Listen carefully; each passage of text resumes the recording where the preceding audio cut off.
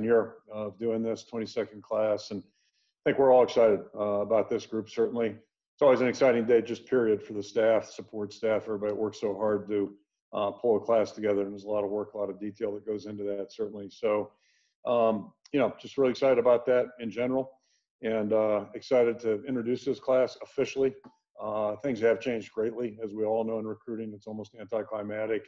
A lot of Hawkeye fans already know more about these guys maybe than we do, but nonetheless, it's just a really exciting day for everybody. Like I said, 17 players. We're thrilled with each and every one of them, and really anxious to welcome them into the class, into the team. Recruiting is really, it's kind of an interesting process, and really I think there's more art to it than science as you go through it. And that's true in a normal year, and this past year's been anything but normal, as we all realize. With things getting shut down back in March, we haven't been able to have any personal contact yet in some strange way. It just seems like, we almost know this class better than any class that we've had because, we weren't coaching the guys on our campus. We weren't working with them on a daily basis. And as a result, we had a lot more time. So, it's a different way of communication. Certainly all of us in the country have realize that and come to appreciate it. But it really afforded us an opportunity, I think, to really get to know our prospects, maybe even on a deeper level than normal, and same thing with their families. So very appreciative of that, appreciative of the prospects and families taking time to visit with us, ask questions, get their questions answered. Really happy about that. And, so as we move on right now, we're excited to get this process done, and then we'll go from there. One thing I'd also mention too, just about, this class, I think it's been interesting. Look at last year's class, they got on campus in June, and the obstacles, the challenges they've had to face to get to this point, to this mid-December date. It's been one of the biggest challenges for any first-year class that I can imagine, and it's just really commendable how they've handled that. And then I would flip it around and say the same thing about this class. I feel the same way, and I think all of us do. About this recruiting class, we certainly had bumps back in March right on through, and I can't say enough about the way the prospects handled it, about the way they actually delved into areas that they were concerned about or had questions about, asked good questions, both the prospects and families, and really, they were digging for facts, not headlines, and I can't say enough about that. None of them flinched, none of them wavered, and I feel really good. We've already learned a lot about these guys without ever seeing them on campus. So that's certainly exciting.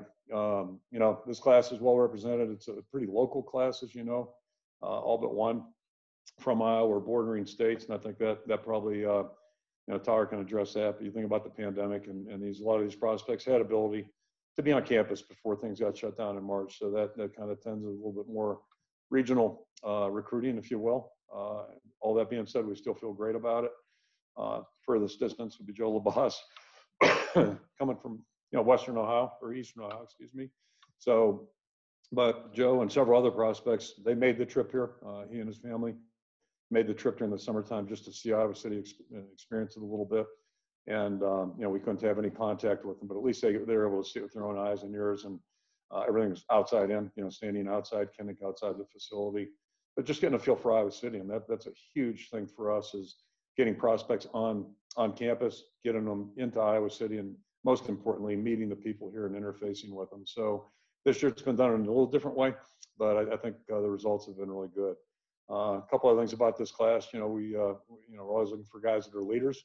You want good football players, but guys that are leaders. 15 out of the 17 have been captains and multi-sport athletes. It's really important to us as well. Think about a guy like Cooper DeJohn. I think he probably sparked our interest, and the most recent commit as well sparked our interest through basketball prowess, and then the football part took care of itself. So that's always been important to us, and it's something we try to identify during the recruiting process.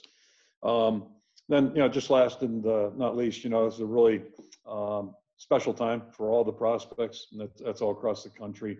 To receive a scholarship, to earn a scholarship, that's really significant. And I always tell prospects, nobody gives them out, they get earned, and usually most of our prospects have had a lot of help and support along the way. So it's exciting for everybody involved, the high school coaches, the parents, family members. It's just a day of celebration, and rightfully so. These are really, scholarships are hard to earn.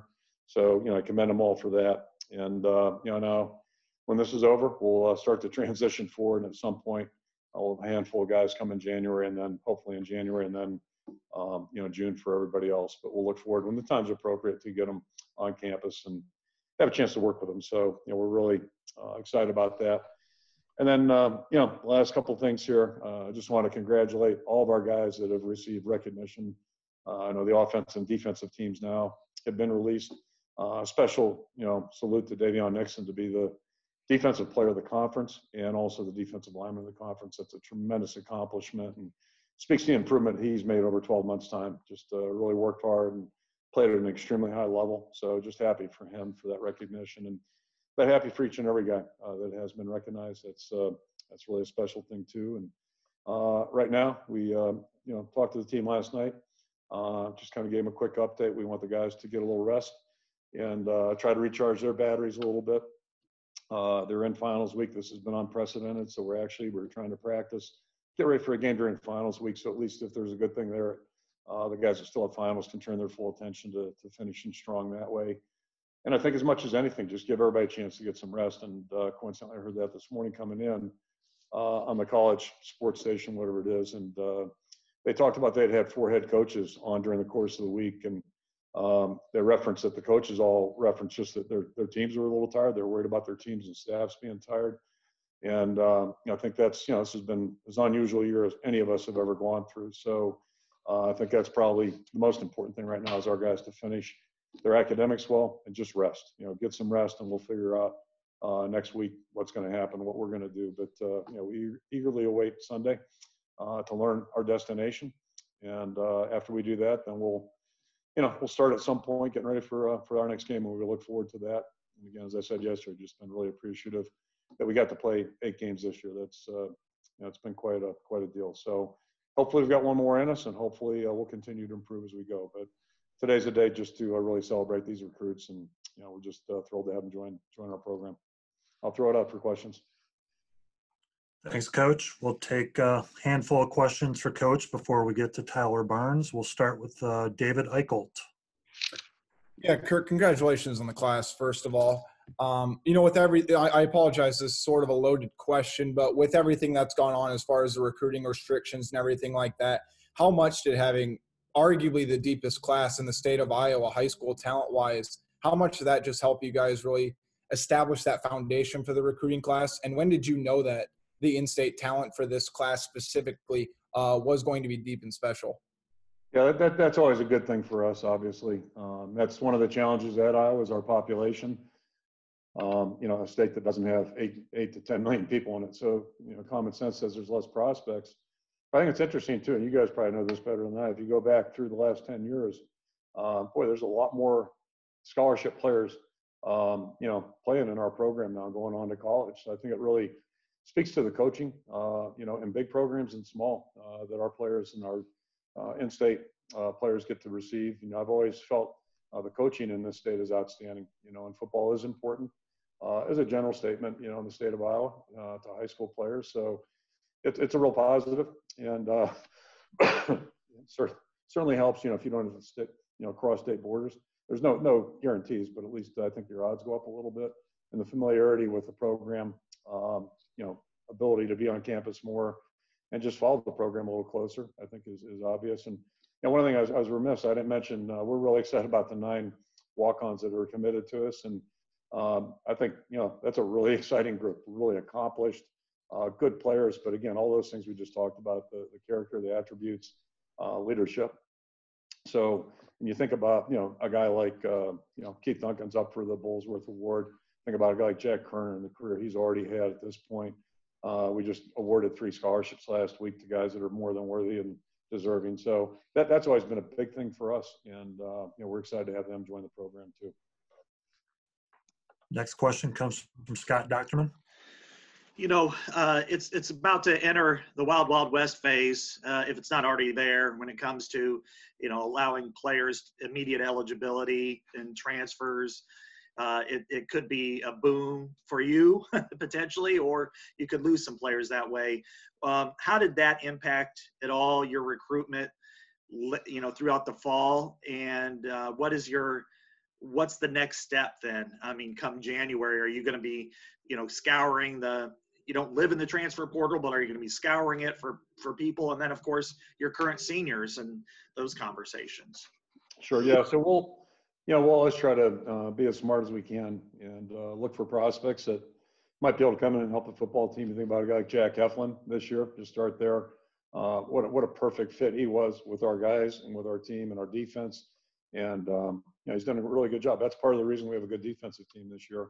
So yeah, we'll always keep an eye to that.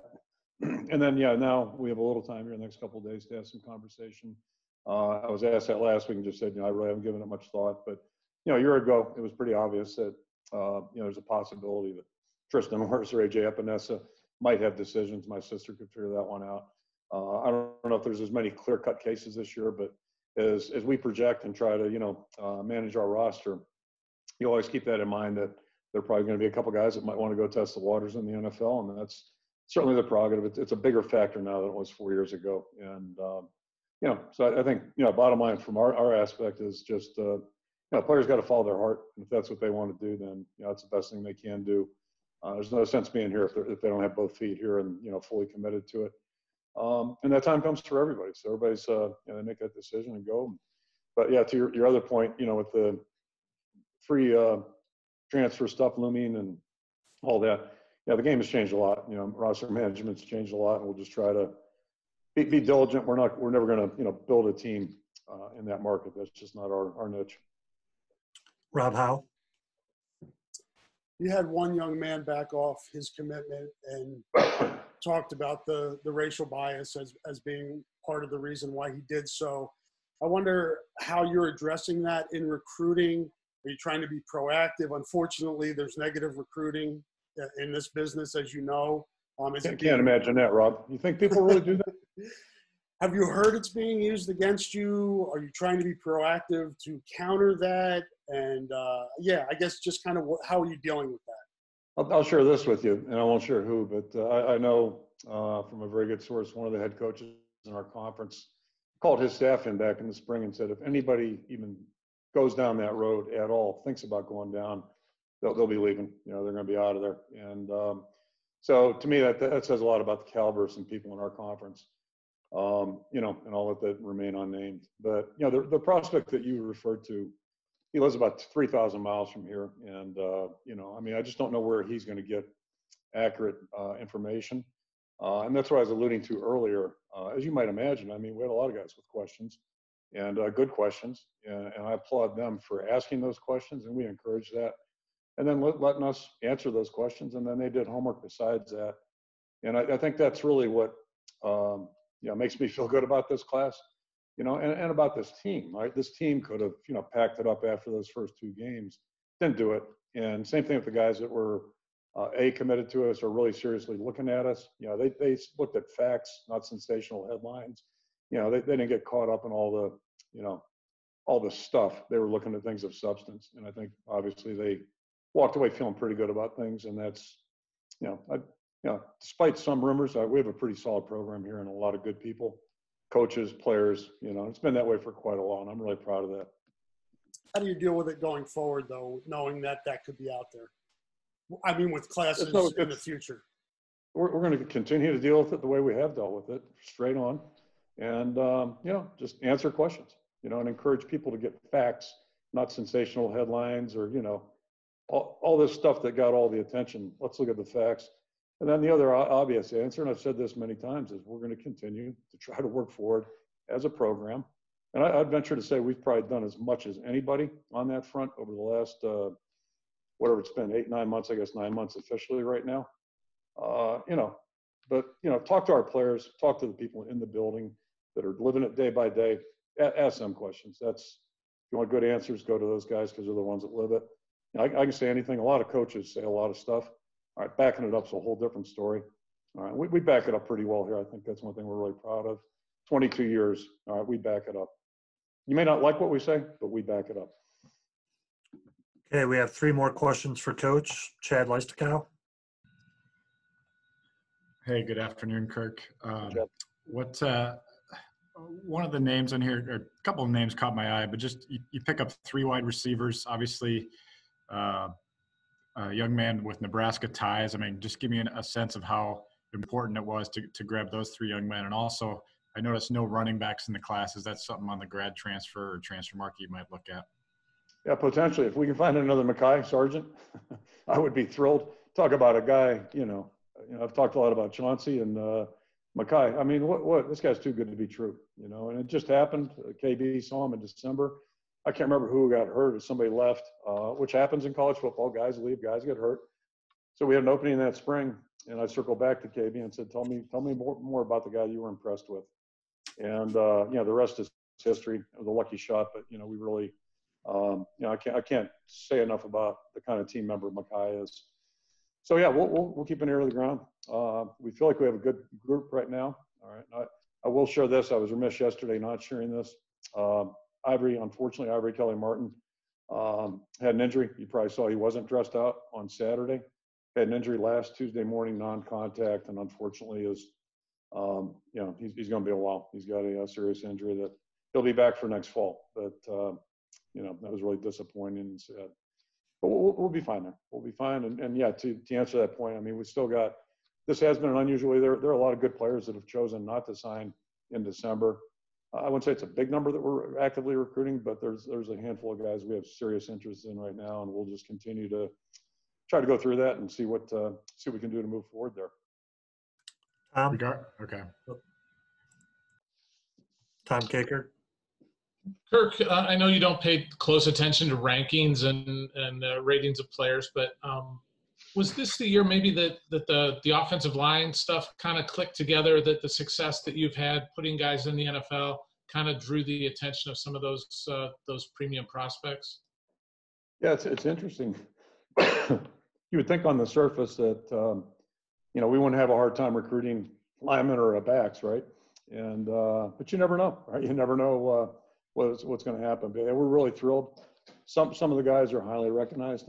I've been told. Like I did hear we were ranked higher than we have been in whatever amount of years. Only because I was just on the Big Ten Network. They shared that with me, Mike Hall. So that's how I get my knowledge, right? But and we don't worry about that. We worry about the guys. We evaluate them as we look at them, and just make our own decisions whether guys in camp. And most of the linemen were in camp with us, so we got to see them work. Their level of pride, their mental toughness, all those kinds of things.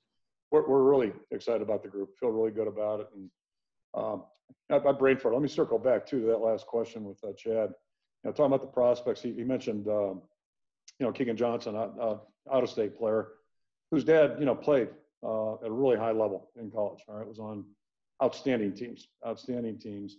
And going back to Rob's question, right? So as you might imagine, Cluster had a few questions, and but I also would tell you this: Cluster has a deep appreciation of how things work on a football team, and the level of commitment that's necessary, and the work that has to go into it academically, football-wise, socially. And I think as much as anything, the fact that not that dads make decisions, but the fact that he's approving of Cluster coming here, I think that speaks volumes. I think that really speaks volumes. And so I'll just throw that one out there as a side. Okay, last question for Coach Tyler Devine.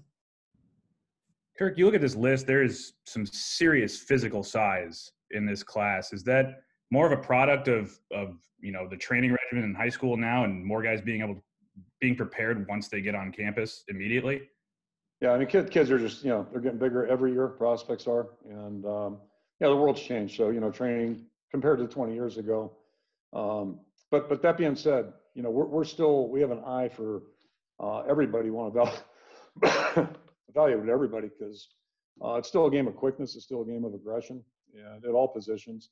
So if a guy can't move, if he's really limited athletically, it's going to make it really tough to be successful at any position in the Big Ten. So, we're not afraid, and we can't be afraid of taking a lineman that might weigh 235, 240 in high school, and then, grows into a 290, 300-pound guy. Just like, we're not afraid to play with guys that aren't 320. We're one of the probably smaller lines in our conference, and we just have a little different philosophy on all that stuff. So we're looking for football players. Just that's as simple as I can say. We're looking for guys that are football players that have enthusiasm and really want to, go play.